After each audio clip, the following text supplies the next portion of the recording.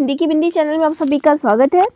तो दोस्तों आज के इस वीडियो में मैं आप सभी को यूपीएचएससी प्रैक्टिस टेस्ट 17 कराने वाली हूँ सामान्य ज्ञान का। तो इसके 16 टेस्ट पेपर हो चुके हैं और आप उनको प्लेलिस्ट में भी जाके देख सकते हैं और डिस्क्रिप्शन बॉक्स में भी आपको उसका लिंक मिल जाएगा, आप वहाँ जाके भी उन वीडियोज़ को देख सकते हैं। तो चलिए आज इसका प्रैक्टिस टेस्ट 17 हम करने जा रहे हैं।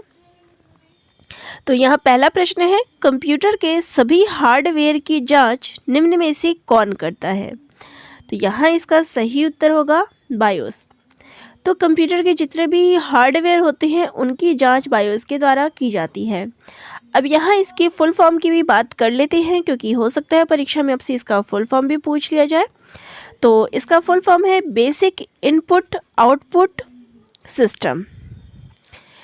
अगला प्रश्न लेते हैं, रॉ इनपुट को उपयोगी जानकारी में बदलने के लिए सभी कंप्यूटर सिस्टम द्वारा निम्नलिखित मौलिक प्रक्रिया का पालन किया जाता है। तो यहाँ पे इसका सही उत्तर है इनपुट, स्टोर, प्रोसेस, फिर आउटपुट और फिर कंट्रोल। तो इसका जो पूरा प्रोसेस है वो कुछ इस प्रकार से होगा, तो इसको आप याद कर लीजिएगा। हमारा अगला प्रश्न है, कौन सी राज्य सरकार भारतीय हॉकी टीम की प्रायोजक है? तो इसका सही उत्तर है उड़ीसा। तो यहाँ पर देखिए थोड़ा मैं विस्तार से भी बता देती हूँ। तो 17 अगस्त को उड़ीसा सरकार की जो है उनके द्वारा जो है घोषणा की गई थी 2021 में कि वर्ष 2023 में जो प्रयोजन अनुबंध है उसको समाप्त होने के बाद अगले 10 वर्ष तक पुरुष और महिला राष्ट्रीय हॉकी टीम का प्रायोजक बना रहेगा। तो उड़ीसा सरकार के द्वारा जो है इसका प्रायोजक किया जा रहा है, तो इसका उत्तर बी है। अगला प्रश्न है, 15वें आईपीएल 2022 की विजेता कौन सी टीम है? तो इसका सही उत्तर है गुजरात टाइटंस। अगला प्रश्न है, सर्वाधिक स्थायी पारिस्थितिकीय तंत्र निम्नलिखित में से कौन है? तो इसका सही उत्तर है महासागर। हमारा अगला प्रश्न है, वर्ष 1997 में विश्व पर्यावरण सम्मेलन आयोजित किया गया था। तो इसके अंदर जो है कौन सा सम्मेलन जो है कहाँ पे जो है इसका आयोजन हुआ था? तो ये हुआ था क्योटो में।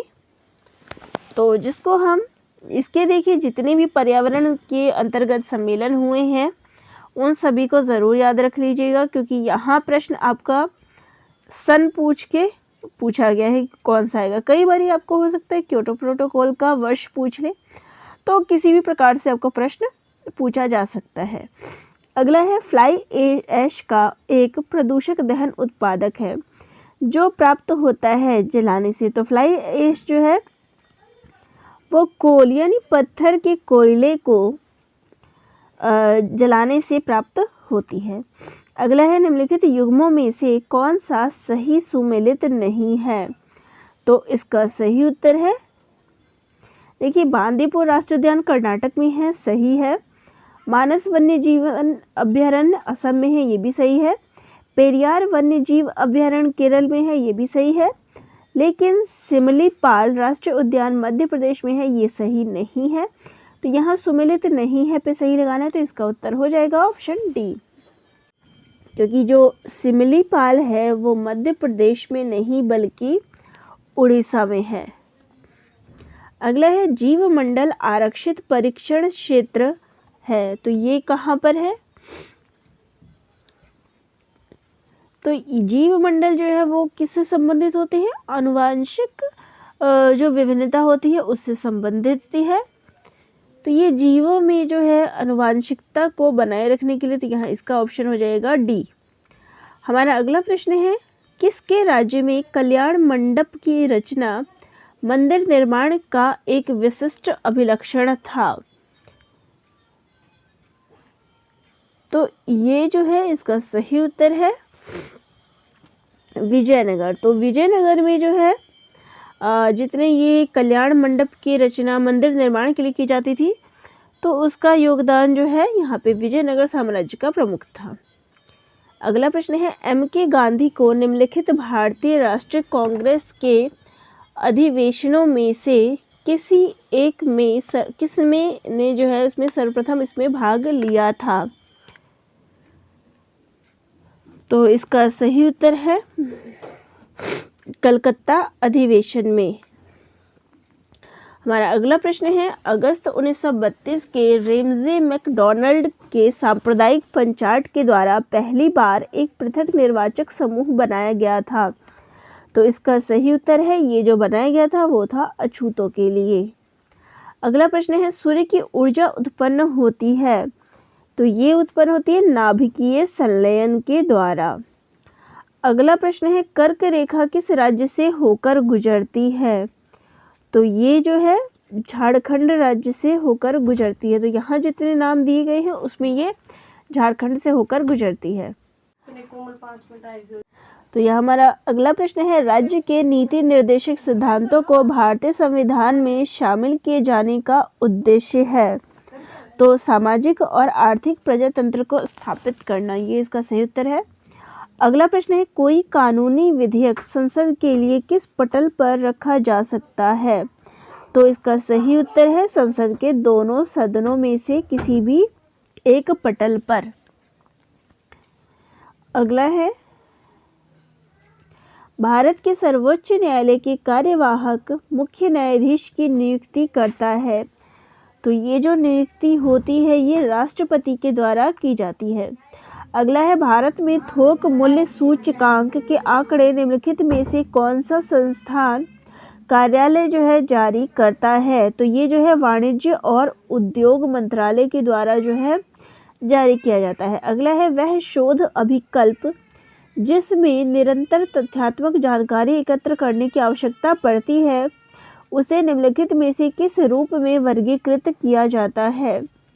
तो उसे जो है अनुदैर्ध्य अध्ययन अभिकल्प में वर्गीकृत किया जाता है। अगला प्रश्न है विद्यार्थी केंद्रित कक्षा का प्रयोजन है।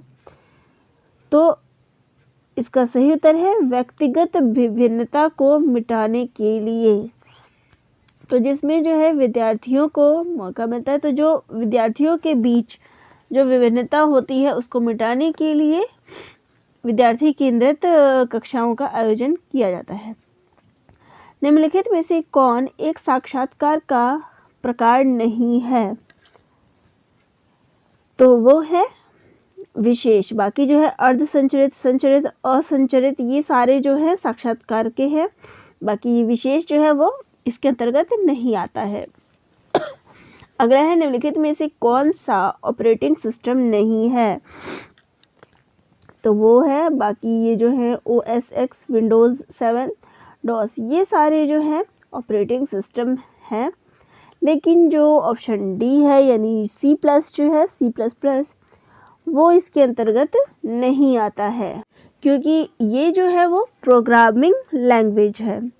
तो ये चीज़ ध्यान में रखिएगा कि C++ जो है एक प्रोग्रामिंग लैंग्वेज है, बाकी ये तीनों जो है ऑपरेटिंग सिस्टम है।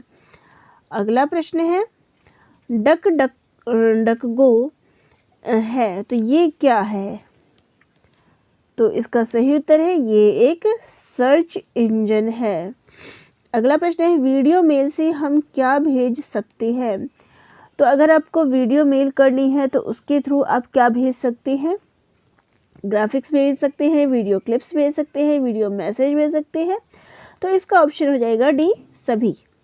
अगला प्रश्न है 22 मई 2022 से 22 मई 2023 तक किस प्रसिद्ध समाज सुधारक की 250वीं जयंती मनाई जाएगी? तो उसका सही उत्तर है राजा राम मोहन राय की। अगला है हाल ही में लॉन्च गति शक्ति संचार पोर्टल किस मंत्रालय की पहल है? तो इसका सही उत्तर है संचार एवं सूचना प्रौद्योगिकी मंत्रालय के द्वारा। यहाँ अगला प्रश्न है अप्रैल 2022 में संपन्न एशियाई कुश्ती चैंपियनशिप 2022 में भारत के लिए एकमात्र स्वर्ण पदक जो है किसने जीता है? तो वो है रवि कुमार दहिया के द्वारा जो है स्वर्ण पदक जीता गया था। अगला है भारत में गरीबी अनुमानों का आधार है। तो गरीबी जो है वो किस आधार पे आकलन किया जाता है? तो परिवार का उपभोग व्यय, यानी परिवार जो है कुल कितना उपभोग करता है उस हिसाब से गरीबी अनुमानों का आधार लिया जाता है। अगला प्रश्न है, यदि कोई शोधार्थी प्रभावी मिड डे मील हस्तक्षेप के आयोजन के लिए संभावित कारकों के प्रभाव का पता लगाना चाहता है तो अनुसंधान की कौन सी पद्धति इस अध्ययन के लिए सर्वोत्तम रहेगी? तो इसके लिए जो कार्योत्तर पद्धति है वो सर्वोत्तम रहेगी। अगला प्रश्न है, शिक्षण संबंधी सहायक उपकरणों की उपयोगिता के औचित्य का आधार है। तो इसके लिए विद्यार्थियों के अधिगम परिमाणों को इष्टतम करना, तो ये इसका सही उत्तर होगा। तो ये थे आज के 30 प्रश्न जो कि प्रैक्टिस टेस्ट 17 से संबंधित थे। तो आप सभी को ये प्रश्न कैसे लग रहे हैं कमेंट करके ज़रूर बताइएगा। आपका भी कोई डाउट हो तो वह भी कमेंट करके ज़रूर बताइएगा।